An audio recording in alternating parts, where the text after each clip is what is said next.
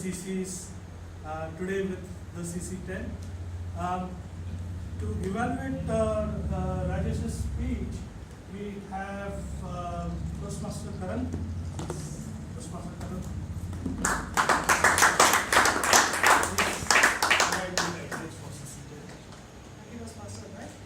Good evening, everybody. I am Toastmaster Rajesh in particular. Toastmaster Rajesh, as he already mentioned, is attending project number 10 from the Communicator panel, and the objectives are as follows: to inspire the audience by appealing to noble motives and challenging the audience to achieve a higher level of beliefs or achievement; appeal to the audience's needs and emotions using stories, anecdotes, and quotes to add drama; avoid using notes. Timer, please note the time is 8 to 10 minutes. All the best, Toastmaster.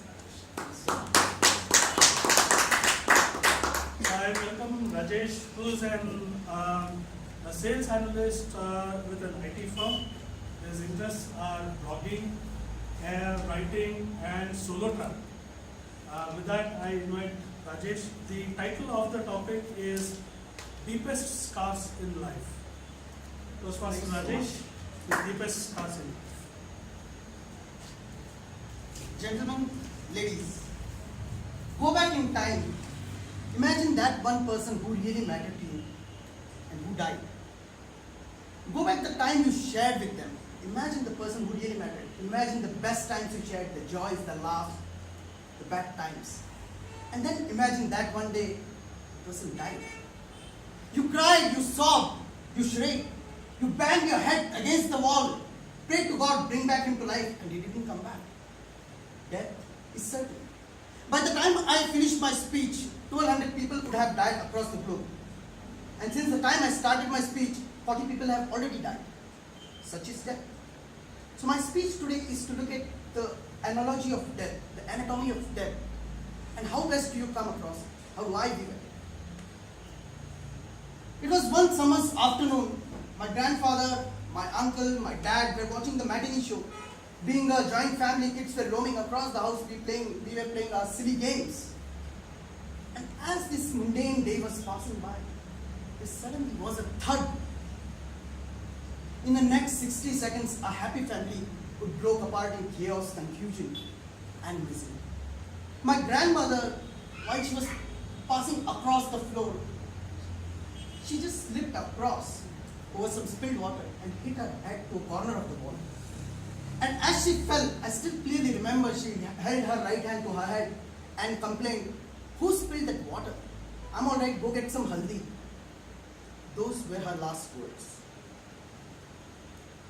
And 2 days later, as she was admitted into the ICU, I still remember looking at the heart monitor. Beep, beep, beep, beep, beep. She died. All of a sudden, she died. The days went by.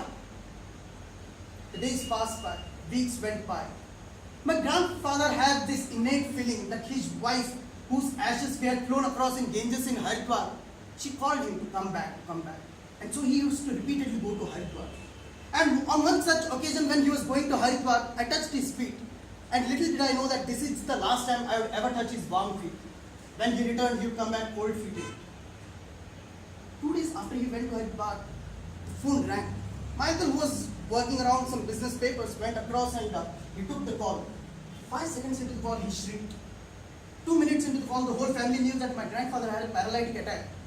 10 minutes into the call, the streets knew. 30 minutes into the call, the tickets were booked. My uncle tried arguing, speaking to the friends who he went along with to cut short that journey, stay with him, one of us will come and I'll pay all the expenses. But the friends that he had, they had difference of opinion. So they came ahead with the journey, they boarded a train with a paralytic friend. And so we were left out of choices. So we used every influence possible, and MP and Gwalior finally agreed that he'll stop the train that actually stops for only 2 minutes. He caught hold of that for 10 minutes. Got my grandfather onto a stretcher and admitted into a hospital. My uncle went ahead with the train because there were no flights available at the moment. And as he went ahead, a man went ahead thousands of fields across, hundreds of cities. A train would pass by. And another man who was always surrounded by 4 sons and 8 grandchildren, who was always surrounded by family and friends, lay across in an unknown city waiting for his son to come. How does it feel not to be able to express, not to move an inch of your body? You're paralyzed. You're waiting for your son to come. So the train rushes, a man waits, a son's heart in a train beats faster and faster, faster and faster as it reaches inches close to the city. And another man's heart is failing to beat. It's failing to beat. He waits for his son to come. The train rushes, a man waits. The train rushes, man waits. The train inches close to the city. And finally, 44 hours later, my uncle reaches the hospital. 4 hours before he reached, my grandfather breathed his last. The scar was the deepest one I ever had, my family ever had. So how do you come across such a deep scar? Interestingly, days after this incident happened, an old man visited our family to come meet the mourning family. And I was present when he was there. He called in my father and his brothers, and he told this interesting story. I want you to carefully listen because it's stuck in my head since forever. He said this: Lord Krishna was surrounded by his admirers and friends all his life. And one day Lord Krishna was sitting in a garden, resting, and a hunter mistook his left foot to be the mouth of a deer, and he shot it. Now interestingly, as great a man that Krishna was, his weakness lay in his left foot. His death lay in his left foot. And Krishna, the man who was surrounded by people all the time, all his life, died all alone. So this old man continued. Son, your father was surrounded by admirers and family all his life. And yet, when he had to die, he died alone. Great men have a way about leaving us mortals in confusion. He is in a better place, son. He said this and he went on. That story changed the way I looked at life. It changed the way I looked at death itself. So how do you come across a death? How do you face death? So this is my interpretation of how you actually go ahead with that. See, as much as I wish that I want you to tell that move over, it's a passing phase. No, it is not a passing phase. If that was a passing phase, what value does it have for you? If the scar is deep enough for that person, that only goes ahead to tell that the intensity of the relationship you felt with that one person, maybe with your father, mother, brother, a son, whoever you lost, you had a bang-on relationship with them. That's such deep relationship you had. And the interesting part of healing process is that you always know that a healing tissue, the tissue that heals, is always stronger than the original flesh in its place. So the more intense the relationship, the stronger you will come out.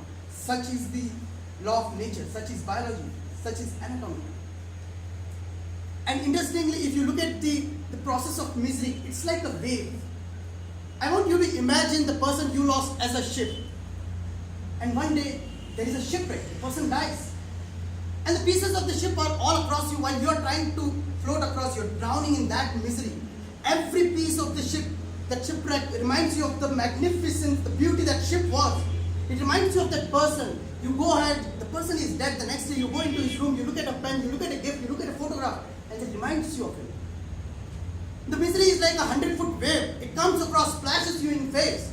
It beats you, it hurts. Every 2 minutes, every 7 minutes you're crying. You raise your head, you see something, it reminds of you. There is no way you can come out of it.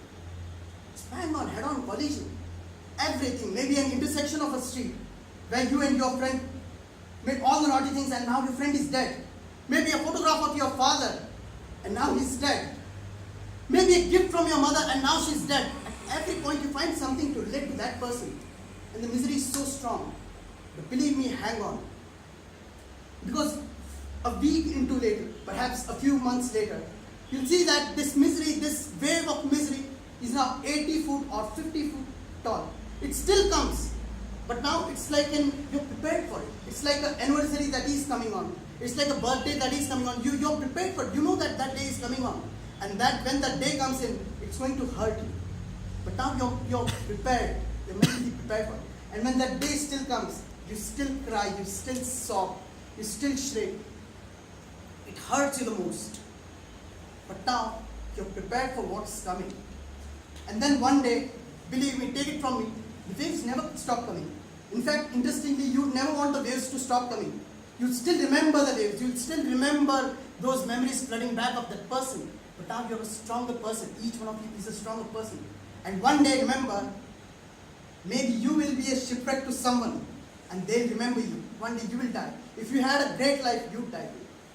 So I want you to make a guess. I'm going to toss this coin in air and make a guess. It's head or tail. Just tell me. Head or tail? Head. Heads. Okay, it's head. But the chances with life are not head or tail. Is life joys or sorrows? Is life happy or sadness? No, life is happy and sadness. Life is happy, sorrows and joys. The logic, the relationship is always and. So I want to tell you, the next time you lose someone, remember these words. They are around you. As a warm sunlight on a winter's morning, as a cold breeze on a summer's day, the people we love so much are in the things that comfort us.